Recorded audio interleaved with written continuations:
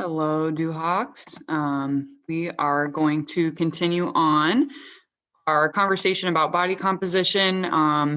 Just getting my PowerPoint pulled up here. So far we've talked a little bit about kind of the basics of body composition, why it's important to measure, what are the components of it, and in general, what are some factors that might affect what our body composition is. So I'm going to pick up here and have you fill in this slide. Again, as I kind of mentioned in class, these standards are set for people in your age group. If you were working with someone who was outside of your age group, then I would encourage you to look up and see the differences between body composition levels for various age groups. But I just wanted you to have a kind of a general idea of, what the appropriate range is. Okay. So when we think about essential fat, again, we already talked about this, but for females, we're looking at 12%, and for males, we're looking at 3% body fat. When we go down to excellent, the females are going to be 14.5, and males will be 7%. When we look at good, females 19 and males 9.5. When we go to average for females is 22 and for the males is 16, and then below average females 25, males 19.5, and then poor 25 for the males and 32 for females. So 32 for females, 25 for males. And then those obesity standards are 25 for males and 32 for the females. So 32% is the cutoff for obesity for females and 25 for the males. And different organizations are going to classify body fat for obesity in different ways. So again, this is according to ACSM. I think later in this PowerPoint, I provided some different numbers for obesity. So just be aware that there is a range in regards to kind of how we classify that, depending on which organization standards you are taking a look at. Again, we kind of already covered this, but here we have an image that kind of shows you the difference for average body fat percentages for various sports. Again, nothing that I'm probably going to test you on, but I just think it's interesting when we think about the dynamics of an athletic event. In what events is it important for us to be very lean and have that kind of quality weight? Most likely, that's going to be most important in sports that require locomotive activities. So again, moving or manipulating my body in a certain direction, that's going to make it important so that I'm moving with, moving my weight that's quality, that will allow me to move it more efficiently than someone who's carrying excess body fat. Again, in real life, as opposed to this year with COVID, we would have covered this PowerPoint prior to doing body composition measures. However, it didn't quite work out this way just because we had to get those body composition measures done prior to heading home for Thanksgiving. So again, this just kind of gives us some information about the different methods that we could use in order to assess body composition. Okay, lots of different options. And again, we've utilized maybe like 3 of these skills within our class within the lab. Okay, so let's take a look at our options. So again, BMI, so looking at body mass index, again, that's just simply a ratio of height to weight. Girth measurements, so again, we can, look at the circumference of a variety of sections of the body and use that as kind of a way to track our progress. Waist to hip ratio gives us some information about fat distribution. Bioelectrical impedance, that's a item that we do have at Loris, and it allows us to kind of see the electrical flow and how fast an electrical current can travel through someone's body based on how much fat versus how much muscle they have. And I'll talk about how that works here in just a little bit. Air plethysmography, or the bod pod, basically that is going to allow us to compare the volume of the person in comparison to air displacement. So we're going to look at how much air do they displace based on the volume versus their weight. Okay, DEXA scan was actually first invented to help us understand bone density. So we can use a DEXA scan. Usually they're found in a hospital setting, and the DEXA scan will allow us to see bone density, but it can also tell us information not only about body fat percentage, but also location of body fat as well. Skinfold, again, that's a skill that we worked on in our lab. And then and with the Skinfold, we're looking at how much subcutaneous fat someone has. And then the hydrostatic weighing works basically the same as the bod pod, except this time we are displacing water as opposed to air, which we would with the bod pod. Okay, so let's start with BMI. Again, BMI is a very simple measure for us. It's super easy for us as it relates to looking at a large number of people. So if I wanted to do some sort of research in the epidemiology world, I would probably use BMI as an indicator of people's fitness levels or their general health. And again, the reason I would do that is because it's very easy to get a nice estimation. It's non-invasive, so I don't have to have someone take their shirt off or touch them or anything else in order for me to figure out what their BMI is. Okay, so again, it's just a general number that gives us information about our height and our weight, kind of quantifies that, and it's going to use, we can use this information to give us useful tools to understand someone's A, degree of obesity, but also B, their mortality risk. Okay. Again, you know, a lot of us live in this stigma where like we think, oh, BMI doesn't matter because it doesn't account for muscle mass and things like that. And yes, that's true. I would agree with you on that. But the amount of people that are exercising in our country is so small that doesn't really apply to many people, right? So that's going to apply to people that are athletic, particularly males, it seems like. I would bet you that we have males in our class that have a very low body fat percentage, but are probably falling into at least the overweight, if not the obese category, even though their body fat percentage might be, you know, 6 to 10% or something along those lines, right?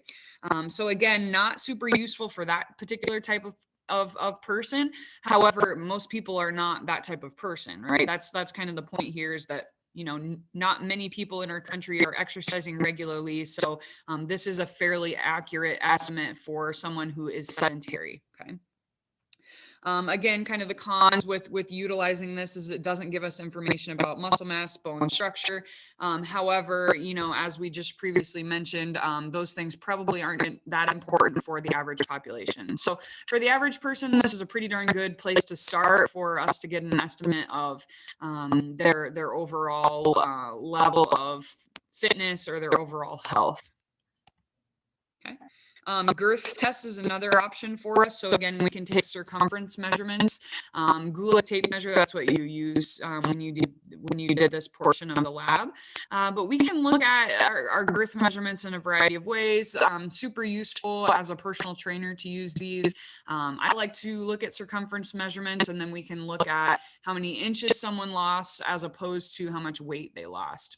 So again, you know, if you're working with someone who's new to exercise, hopefully you're providing them with the 3 things that they would need to lose weight if that was their goal.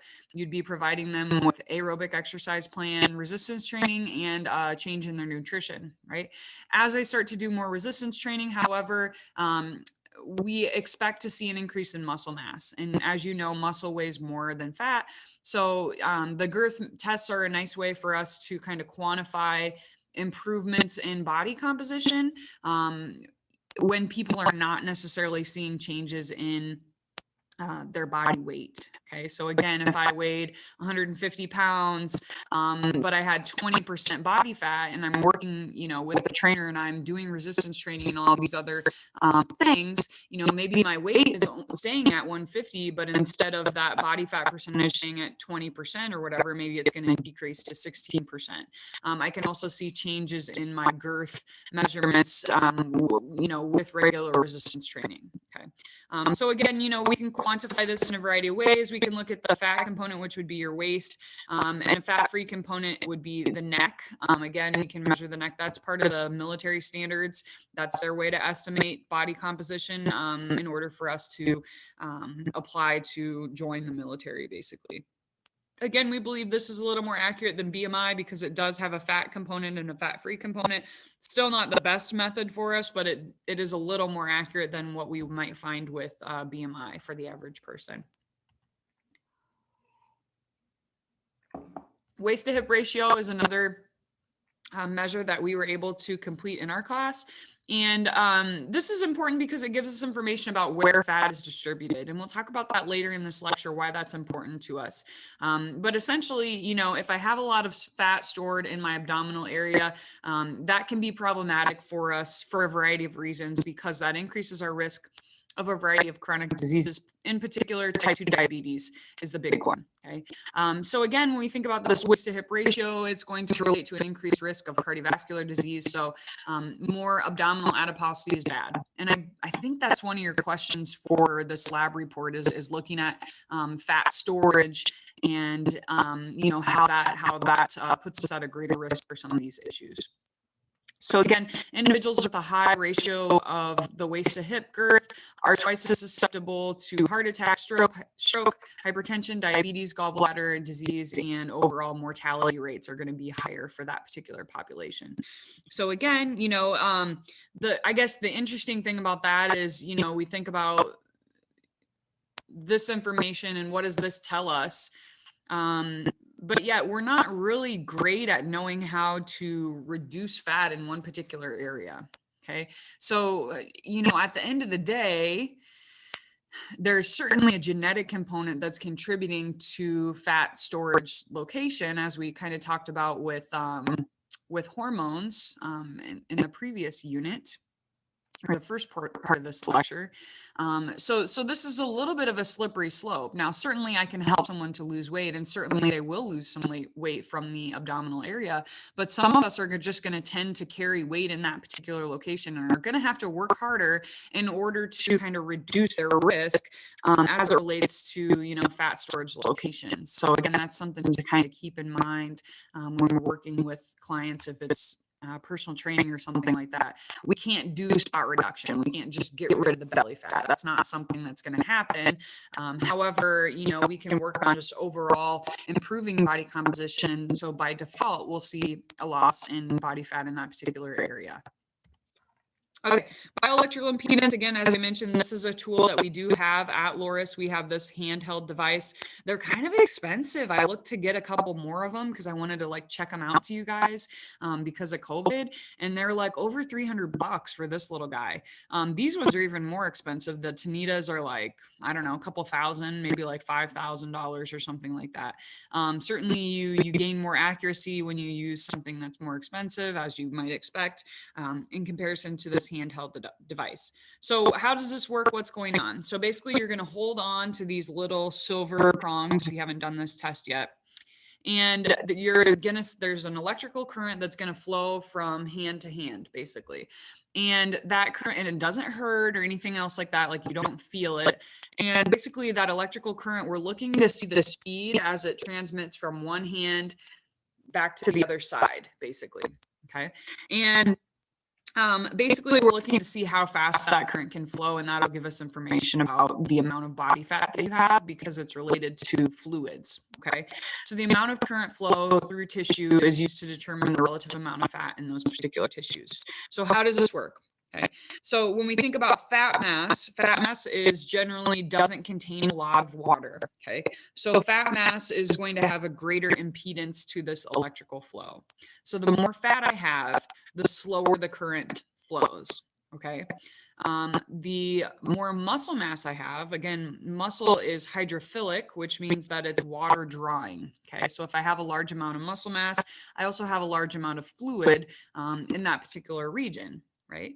So the more fluid that I have, the more muscle that I have, that's going to allow us to send that signal significantly faster. Okay, so more fluid allows us to send the signal faster, which reads as a lower body fat percentage. Okay, so again, muscle mass contains fluids, and the fluid will increase the speed of that flow, and so therefore that will read as a lower body fat percentage. More fat will not contain a lot of fluid or water, and so therefore that fat mass impedes the flow. So more fat equals slower movement of that electrical current.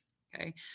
Two major factors that are going to affect how accurate this is. Number one, first and foremost, the most important factor is how hydrated you are. Okay. If you're dehydrated when you do this, it will read high. Okay, so again, if I do this right after I work out, it'll probably give me a higher reading than if I were to do it, you know, first thing in the morning when I'm hydrated. Okay, and the reason for that is if I'm not hydrated, again, I don't have enough fluid in my body, and so therefore that impedance of that electrical current will slow down. Okay, so you have to be extremely hydrated or well hydrated in order for this to be accurate. The other thing that we have found that will affect the accuracy of this measure is caffeine levels. Okay. So again, if I had a bunch of coffee this morning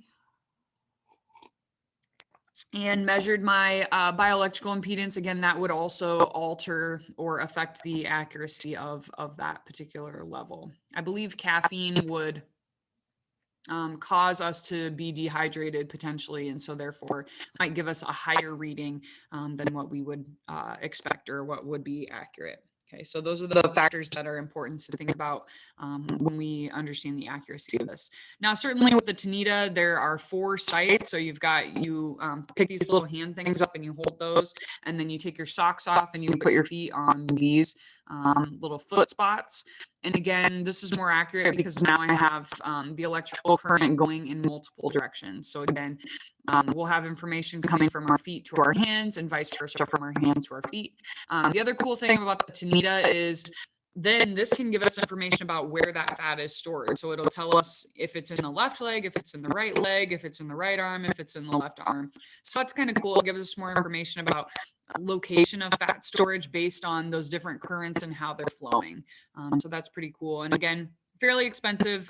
We don't have this here.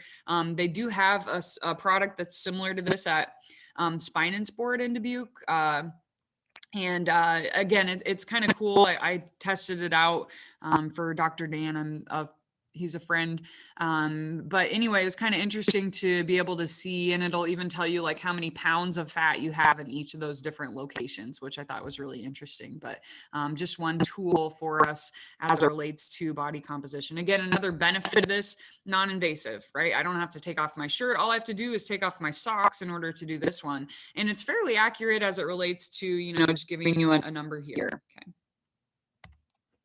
DEXA Scan, as I mentioned, a very expensive option for us. And again, this was first, I guess, invented in order for us to scan or estimate for bone density and bone mineral content. Okay, it's very precise, very reliable estimate of body composition. Again, disadvantages for using this is the cost of the equipment and technical support. So again, in order to be trained and to use this piece of equipment is a little bit intensive. The upkeep of the DEXA scan also, you know, fairly technical, but it gives us information. So here you can see a DEXA scan. Here's the bones. Again, I would need to be well trained in order to read this and understand what's going on with bone density. Here you can see this person's fat distribution as well. So again, I would need to be trained in order to understand how to kind of analyze that and use that information in a useful way.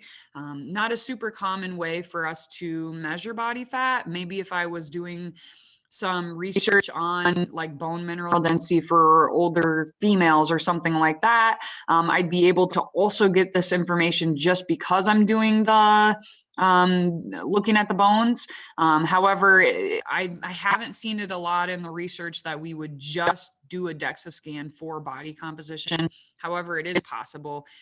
Again, if I had that equipment, this is probably no, this isn't probably, this is the most expensive option for body composition measures.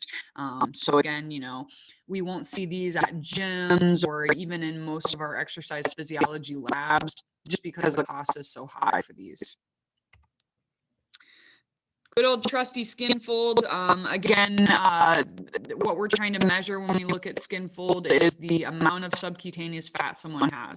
And we can use that subcutaneous fat in order for us to predict their body fat percentage. Okay. Advantages to using the Skinfold measure, it's relatively inexpensive. So these green calipers were they like 120 bucks? I think I got them on sale for 120 or 180 bucks each. So that's relatively inexpensive when we think about the cost of many of our other methods. Those white ones, if you used one of those big white plastic ones, those are super cheap. Those are only like 35 bucks each. So relatively inexpensive when we think about our options for body composition. Portable. Again, if I'm a personal trainer or something along those lines, I can take this with me. I can go wherever I need to go to do this. I honestly, like if I were to do it again, but a good area to get into is like in-home personal training. And so I did a little bit of this in college. I worked with like 4 or 5 people, and I would drive to their houses and train them in their houses. And so like some of them had, like equipment and stuff in their houses. Others, I would bring stuff. So I would bring like a stability ball. I had like a TRX band, maybe some resistance bands or something like that. And we would do different activities either in their house or out in the driveway or whatever. But like a lot of money can be made in that area because you can charge a shit ton because you're going to drive to their house. And so it was like a super great area to be in. But anyway, if I were to do something like that, I can easily carry this. If this is portable, I can take it with me. Same thing if I were working with a sports team, I'm working with the wrestlers, for example, or something like that. Very easy for me to carry this and take it wherever I need to go in order to get those measurements. Okay, so that's super nice. More accurate than BMI, but certainly depends on the skill level of the researcher or of the practitioner, I should say. Okay, so some of the disadvantages of using the Skinfold is certainly your skill level, right? So it takes 1,000 repetitions in order for us to become an expert in this area. And as a lot of you saw when you were doing your body composition, your Skinfold measures, it's pretty tough. And we have a lot of variance in some of those numbers. And that's okay. This is the first time you're using this. Again, in an ideal world, we would use this again in fitness assessment, and you would get a second kind of trial at this. But really, you just got to keep practicing in order to become proficient in this particular skill. So some of the disadvantages are the inter-rater variability and intra-rater variability. So I do want you to know the difference between these two things.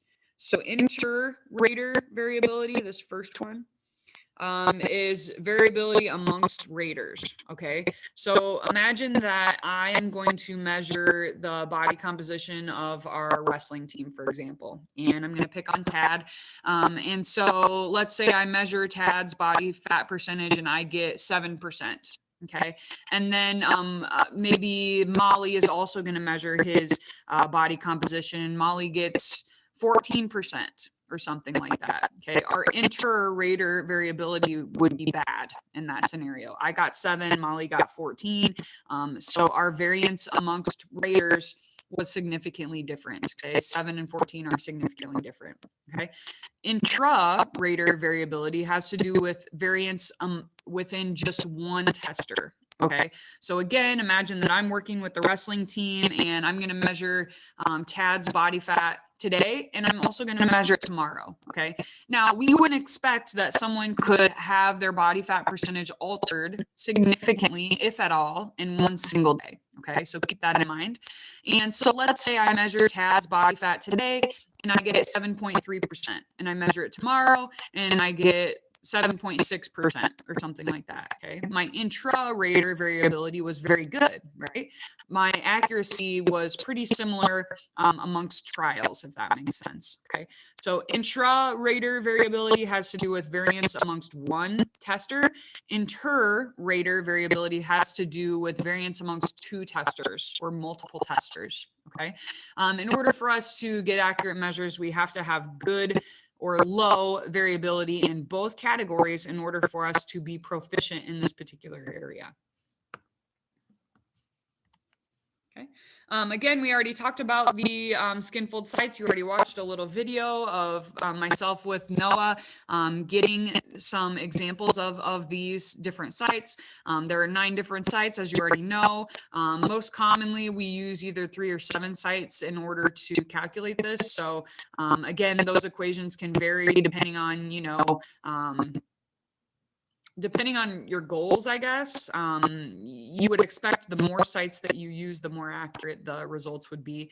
I actually just did my husband's body comp last night because he was curious about it, and I used both the 7 site, the 3 site, and the 9 site, and I had about I think it was 2 to 3% difference from the 7 site to the 3 site. So there is certainly some variance depending on which equation you use. And you'll see that once you start working on your lab reports as well.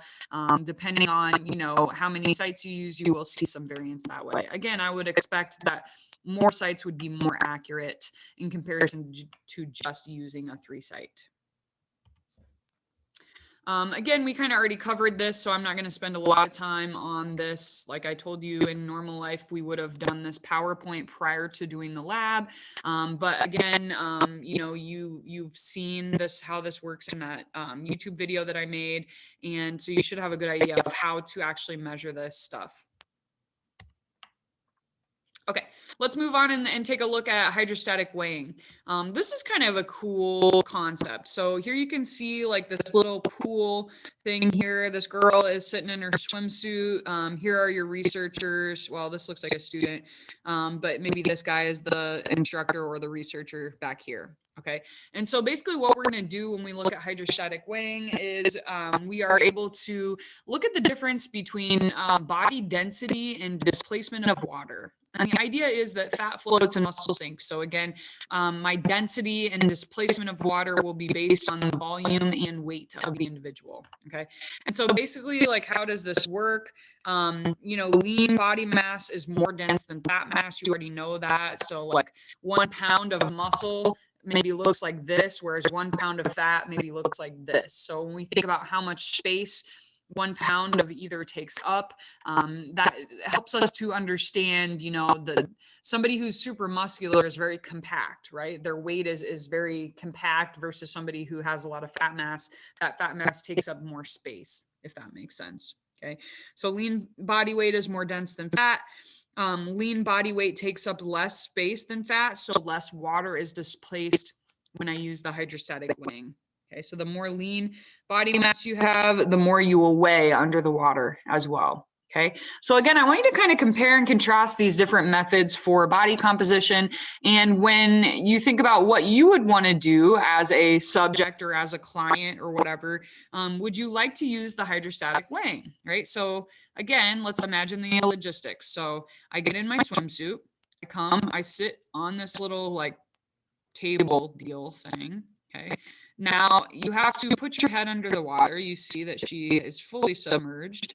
And not only do I have to put my head under water, I have to blow all the air out and hold myself under the water for 10 seconds once I've exhaled as much as I can. The reason for that is if I have air in my lungs, that's going to take up space, basically. And we want to kind of minimize the amount of air that we have in our lungs. So, you know, when we think about logistics, a lot of people don't like this because A, I have to wear a swimsuit. B, I have to get in this cold water. C, now I'm going to be wet and I'm going to have to dry off and change my clothes and brush my hair and all those things. That takes a long time. Okay, so not super feasible for people. People don't like to do all of those things now. So again, that's something to keep in mind when we think about this. Also, the upkeep of this item. Look at this. It looks like they're kind of like in a little closet area. I have to, you know, nowadays we'd have to change the water out every time. And this is like a pretty big chamber. So like that would take a while and cost a lot to refill the pool. So again, you know, thinking about some of those principles as well.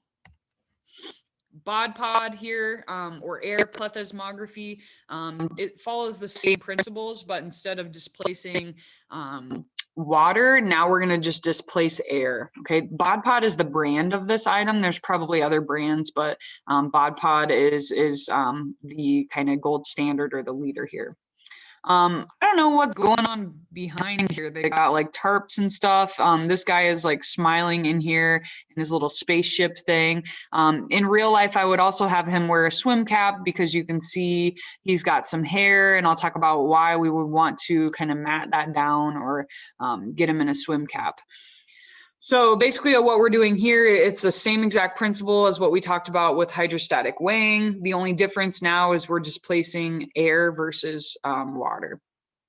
So you're going to wear like a little Speedo basically, or some spandex shorts. Ideally, he should be like cleanly shaved. So everything, again, you can kind of see he's got, this is a bad ad, and this is like from BOD pod because they're not following any of the standards. A, he needs a swim cap on, B, he needs to be freshly shaved. And again, that's going to improve the accuracy because that hair will displace air. And again, hair doesn't count against us for body composition. So we have to kind of like minimize that in order to get an accurate reading. Okay. Let's see, what else do I want to tell you about the bod pod?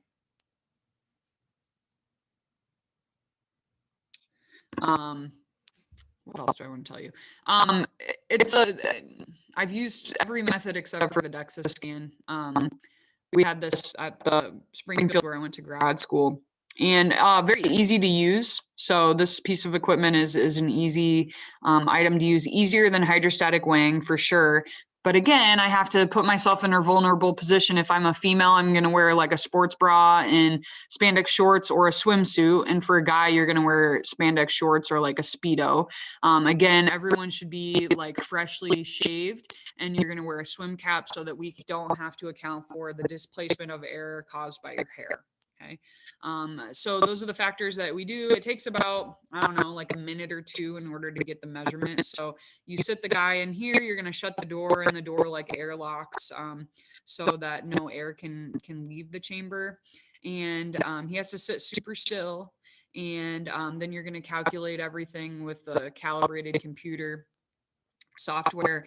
And again, pretty user friendly, easy to use, easier to clean than the hydrostatic weighing pool as well. So I can just kind of Clorox out the inside of this apparatus, and that's pretty simple to get that cleaned and that sort of thing.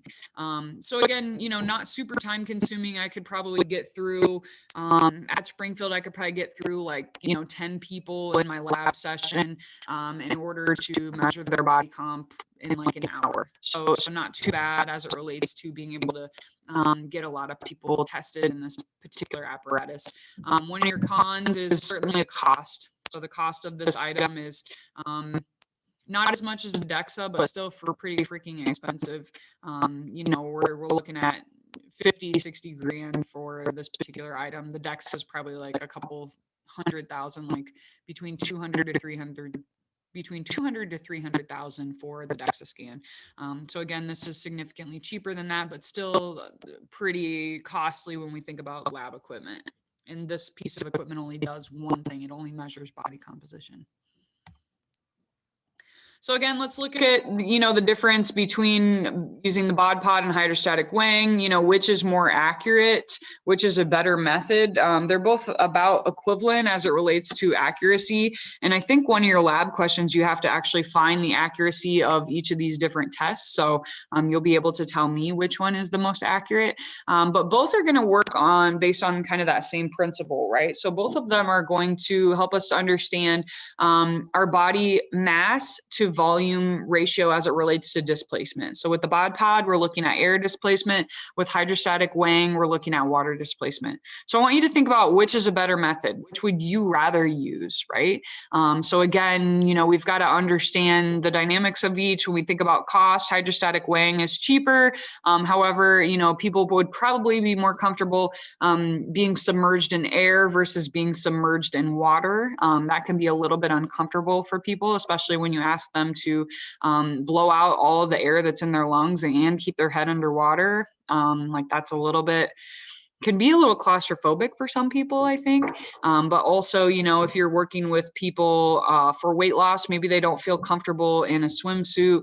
They're going to have to get, you know, into something skimpy for either of these tests, you know, for bod pod or hydrostatic weighing. So when we think about what's a better method, again, you want to think about the cost. You want to think about what the user preference might be. Also think about, you know, the upkeep as the researcher or as the practitioner.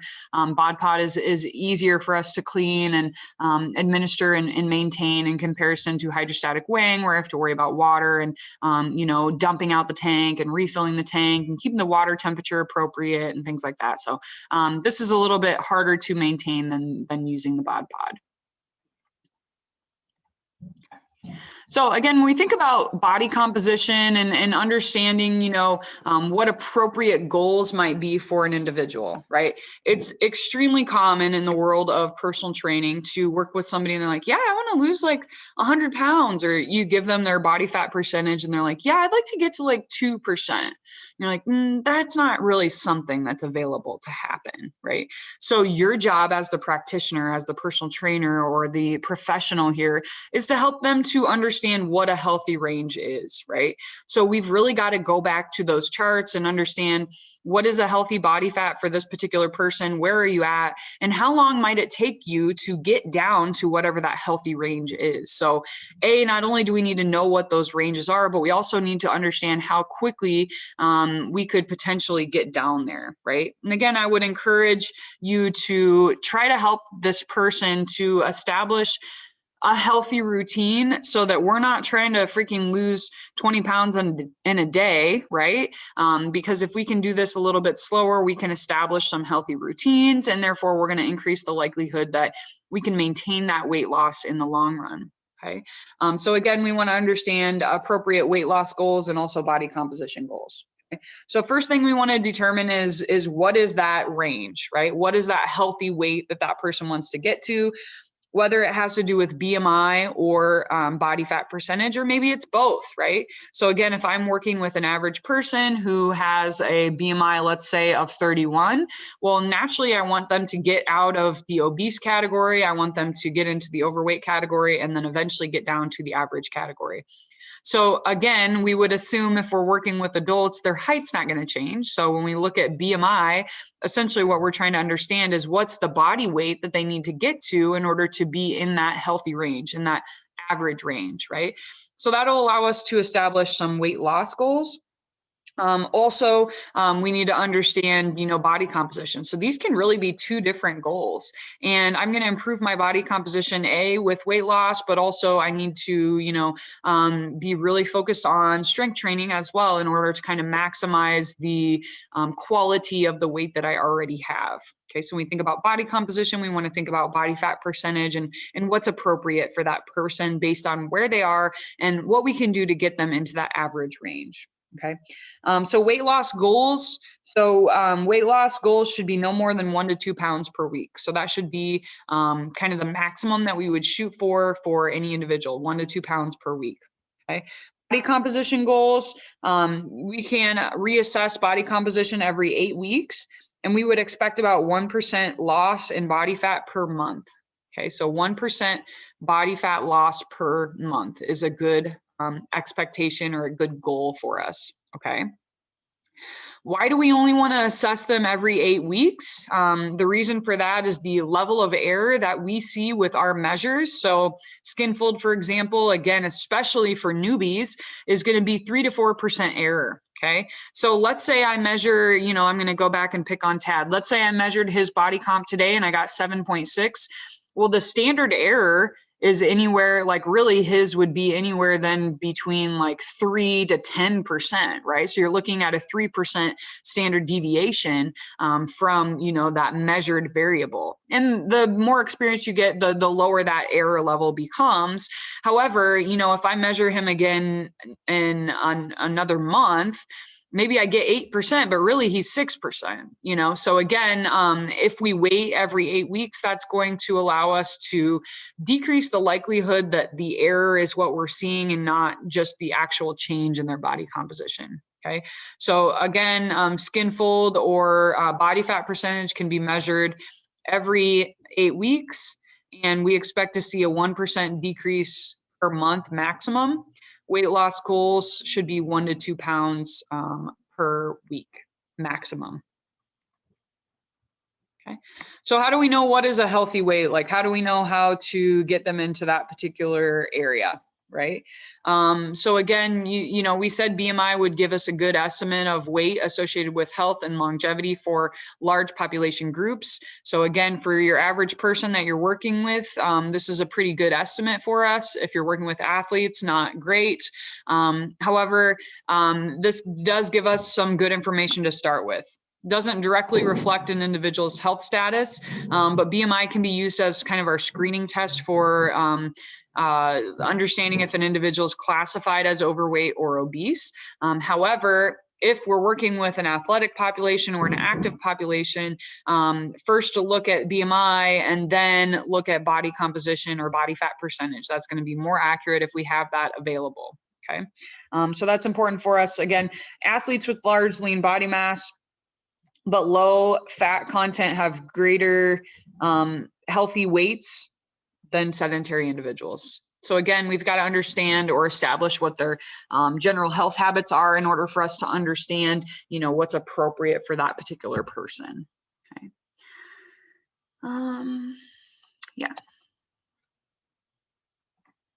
So in order for us to understand what is a healthy weight and how do we get this person into that particular area, weight-related conditions are also important to consider. So we need to understand, what are some of those other health factors that we want to understand. So we want to look at those health history questionnaires and get a good feel for, where does this person fall within the spectrum of health, right? Again, I would argue that, most of the people that we're going to be working with, we just need to get them healthy, right? Unless you're working with athletes, man, we just need to get these people to a healthy range, right? Get them active, establish a good routine, and then the rest will follow. But really, that's the priority for the general population, for the people that we're going to be probably most likely working with. So again, things that we want to consider when trying to understand what is an appropriate weight for this person. Do they have hypertension? What's their cholesterol? Do they have a family history of obesity or cardiovascular disease or cancer? What's that pattern of fat distribution? So again, we talked a little bit about, and we'll talk more about this, fat storage in the abdominal region versus fat storage in the hip area. So again, understanding where are they carrying that fat and, how can that be problematic for them? Also fasting glucose levels. So, are they pre-hypertensive or do they have, some of those potential, risk factors for developing diabetes or those types of things. So again, we want to understand some of those health related factors because if I'm exercising regularly but heavy, that outweighs the option of being sedentary and skinny. And we'll talk about that later in this particular lecture. Getting people just active, whether or not they're actually losing weight, is so beneficial in 1,000 different ways. I can't stress it enough, how important it would be for us to just get people active, even if they're not losing weight. Wow, they're going to see some really astonishing changes in a lot of other areas of their life. I think I'm going to stop there for today, and we will pick up there next time. I hope you guys have a great day, and as always, reach out if you do have any questions on anything we just covered.